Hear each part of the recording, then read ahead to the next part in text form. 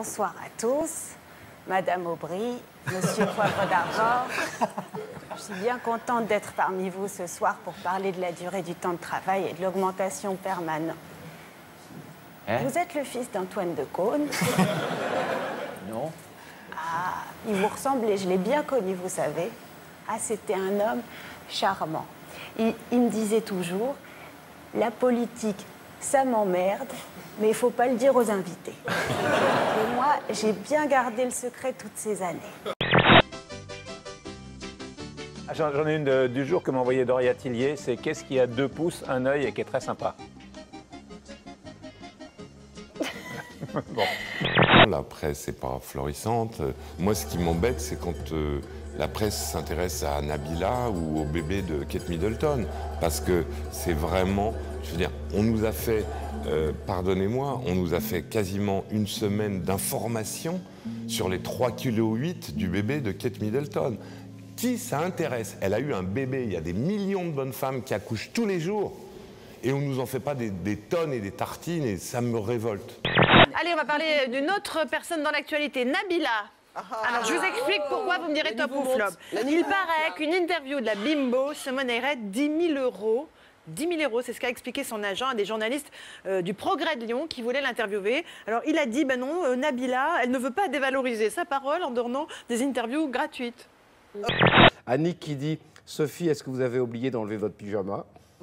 Ouais, non, mais je suis d'accord, honnêtement, moi, ça ne ouais, fait pas pas beaucoup bon, ce voilà. truc. Je suis d'accord. Et pour Je suis d'accord. Christelle, alors vous voulez que je Christelle- l'enlève? Allez, bon.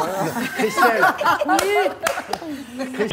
Et voilà comment en avril 2012, la famille Blair décide de vivre comme en 1986. Désormais, Trey joue aux jeux vidéo de l'époque. Composer un numéro de téléphone prend beaucoup de temps. Les enfants veulent regarder un film? Pas de problème, le magnétoscope a remplacé le lecteur DVD. Et pour écouter de la musique, rien ne vaut le bon vieux lecteur cassette. Même la musique date de 86.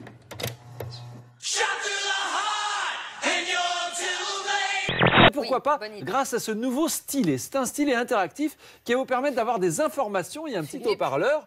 Oui. Franchement, ça ressemble à quoi? une carotte. À une carotte. Oui, Ah oui. tout à fait. On se croirait dans des téléachats. Oui, c'est vrai, c'est une carotte.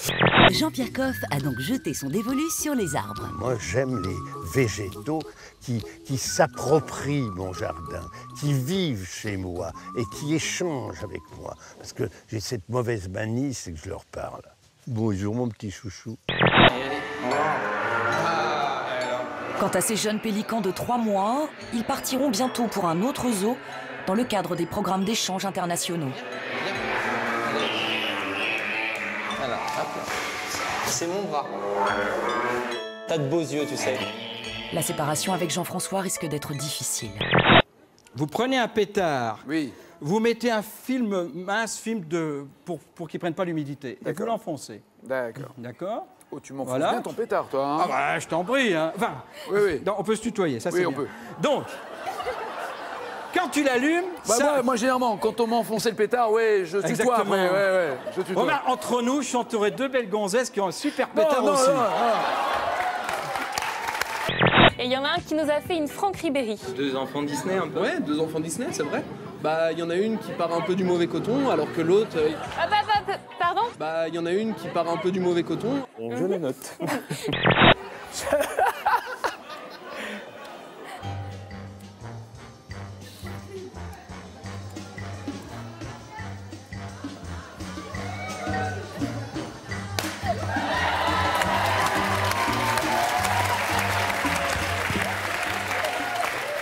Oh merde!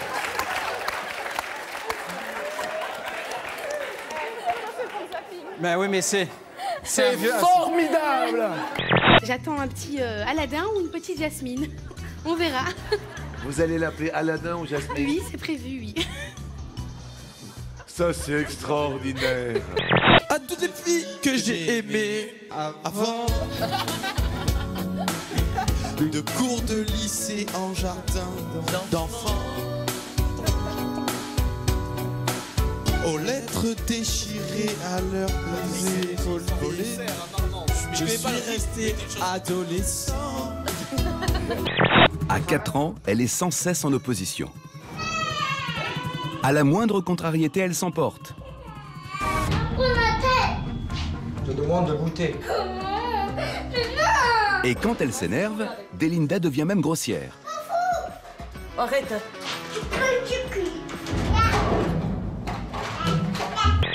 Dans le langage familier, cette particularité physiologique n'est pas vraiment valorisée, mais selon une nouvelle étude, les hommes qui ont de petits testicules prendraient mieux soin de leurs enfants en bas âge.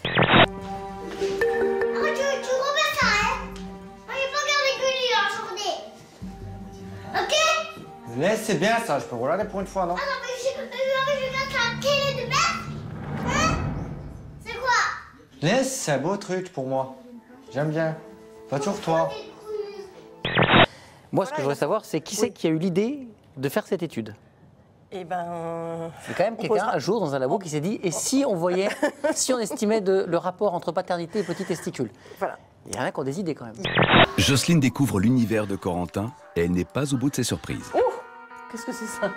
C'est des lasagnes. Mais c'est des lasagnes un peu moisies avec une... Il y a même une cendre de cigarette dedans. D'accord. Je suis un peu étonnée, hein, je te cache pas. Hein, c'est... Alors, le cachot à côté, c'est un peu les cousins. C'est des rats. C'est des petits rats.